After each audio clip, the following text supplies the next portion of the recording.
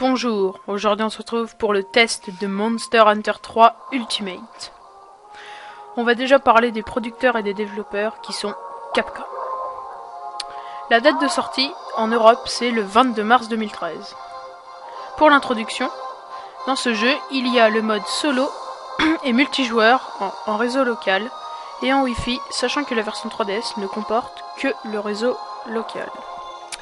Ici, on va tester la version 3DS, mais elle existe aussi sur Wii U. Le test va être en plusieurs parties. Alors, 1. Les graphismes. 2.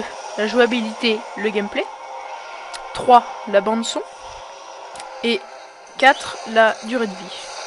Et puis 5. La note globale, donc voilà. Alors, commençons par les graphismes. Ils sont bons, mais loin d'être parfaits. Ce qui est indéniable, c'est que les environnements proposés sont d'une richesse impressionnante. Vous pourrez admirer par exemple les montagnes de la forêt Moja, montrées ici. Pour une 3DS, les graphismes sont de très haut niveau, mais des détails viennent gâcher le bilan. Les pierres au sol sont parfois tout simplement immondes. Le jeu passe du sublime à l'affreux, c'est le moins que l'on puisse dire, en fonction de la région où vous vous trouvez. Les monstres, quant à eux, sont pour la plupart extrêmement réalistes et réactifs. Pour des combats en totale immersion, les environnements proposés sont dépaysants. La forêt et les montagnes, les environnements glacés, les îles ou les volcans. Moi, la note graphique, je mets 15 sur 20. Pour la jouabilité. Alors, si les combats terrestres sont relativement faciles à prendre en main, avec une panoplie d'armes disponibles, les combats sous-marins sont difficiles à maîtriser et frustrants quand on joue au jeu les toutes premières fois. Parmi les armes à disposition, on trouve les doubles lames, les longues épées, les arcs ou encore bien les massues. Bref, chacun trouvera son bonheur en fonction de son style de jeu. Moi, je joue personnellement avec la grande épée, mais c'est à vous de découvrir l'arme qui est facile pour vous. La jouabilité vient s'enrichir d'un réalisme saisissant quand l'équipement que vous portez influence vos mouvements. En effet, vous serez extrêmement mobile avec la double lame, mais très lent avec les armes beaucoup plus puissantes, comme les massues.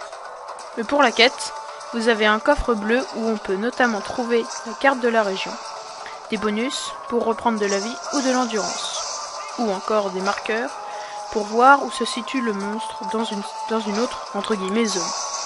Les aiguisoirs, quant à eux, servent tout simplement à rendre son arme plus forte pour qu'elle inflige plus de dégâts.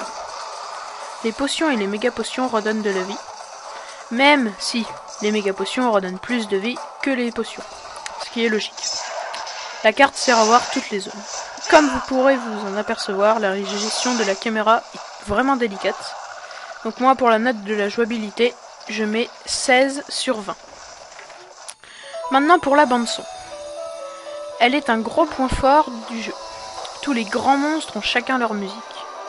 Par exemple, le Lagombi, qui ressemble à un lapin, a une musique assez nerveuse car c'est un monstre très rapide.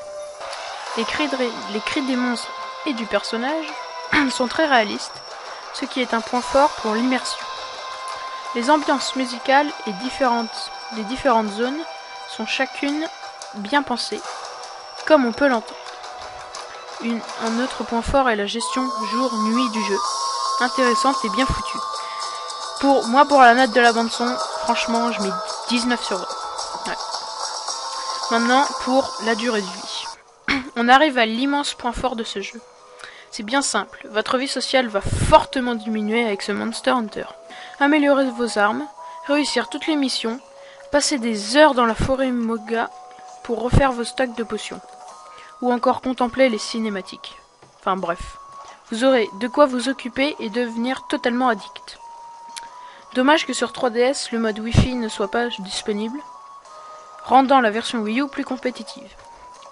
Néanmoins, avec le Monster Hunter 4 Ultimate qui arrive prochainement sur Nintendo 3DS uniquement, il est très intéressant de posséder la version 3DS de ce Monster Hunter 3 Ultimate. Il est facile de passer des centaines d'heures sur ce jeu qui s'avère très complet. Vous pourrez faire des missions depuis votre village, répondre aux demandes des villageois, cultiver ou bien pêcher, mais aussi customiser votre hutte. Tout pour rendre le jeu addictif et plus réaliste. Si vous voulez acheter un jeu qui possède une grande durée de vie, sans vous lasser, ce jeu est fait pour vous. Note de durée de vie, 19 sur 20. Maintenant pour la note globale, elle est de 17,25 sur 20. Entre parenthèses, on a fait la moyenne des 4 notes. Ce jeu possède d'indéniables points forts, une bande-son de folie et une incommensurable durée de vie. Les graphismes sont excellents pour voir que l'on est sur 3DS, mais certains détails sont vraiment bâclés, comme la modélisation des pierres ou des falaises parfois vraiment moches. La jouabilité enrichit considérablement ce jeu, même si la maniabilité sous l'eau et la gestion de la caméra laissent à désirer. À acheter si vous voulez de l'aventure et des combats épiques.